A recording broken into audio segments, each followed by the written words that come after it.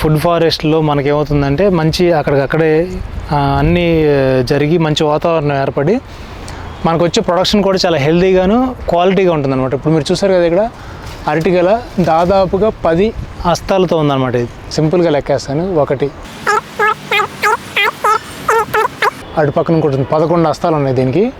So 11 హస్తాలు అరటిగల రావడం అనేది ప్రకృతి వ్యవసాయంలో చాలా అరుదైన విషయం అనమాట. ఇలా మనకి చూస్తే దాదాపుగా అంటే ఒక 70 to 80% అరటి చెట్లకి ఇలా 8 నుంచి 10 హస్తాలు ఉంటాయి అనమాట.